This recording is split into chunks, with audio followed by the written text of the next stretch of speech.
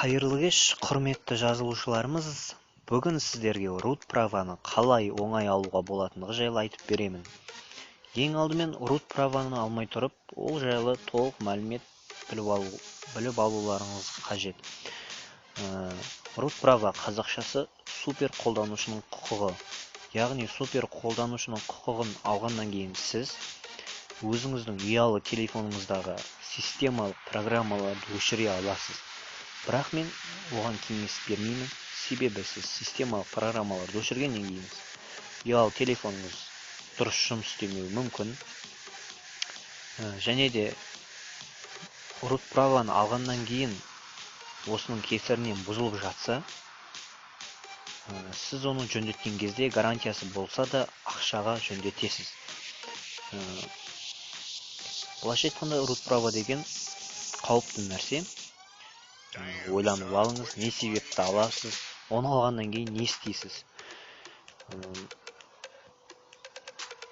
Жалпы root права алғаннан кейін көп нәрсе жасауға болады, ойын бұзуға, осылайша видео түсіруге, жаңағы системалық программаларды өшіруге. Мен сіздерге бүгін root права алудың ең оңай 2 жолын айтып беретін боламын. Жалпы мен өзімнің ұялы телефоныма root праваны Kine-Root арқылы алдым. Яғни ол программаны басасыздар, сілтемесін астына қалдыратын боламын. Және де басқаны кіресіздер, еш қорықпаңыздар. Бірақ антивирустарыңыз болса, оларды уақытша тоқтата тұрыңыздар, немесе өшіріп тастаңыздар. Себебі антивирус бұған қарсы.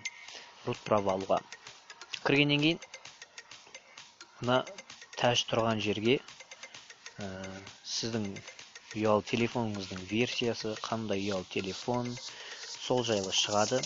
Сосын осылай айналады. Көп дегенде 5 минут күтесіз. Содан кейін осы жерде жасыл галочка шығуы қажет.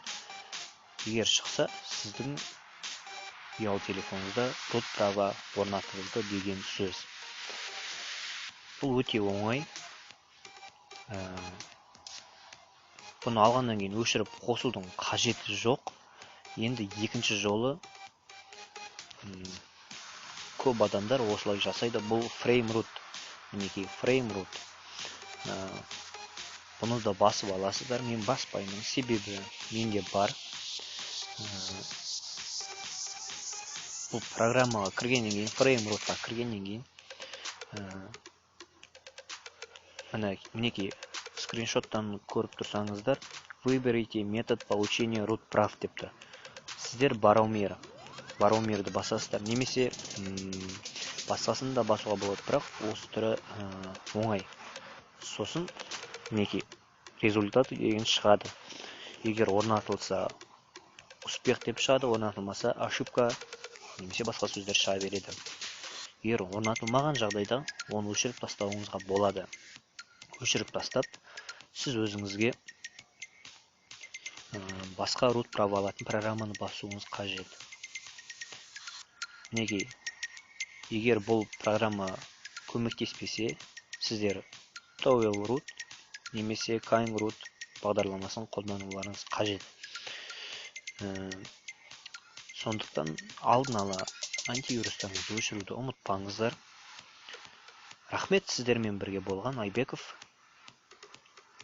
Видео сабақтарымыз мұнымен аяқталмайды, әлде көп.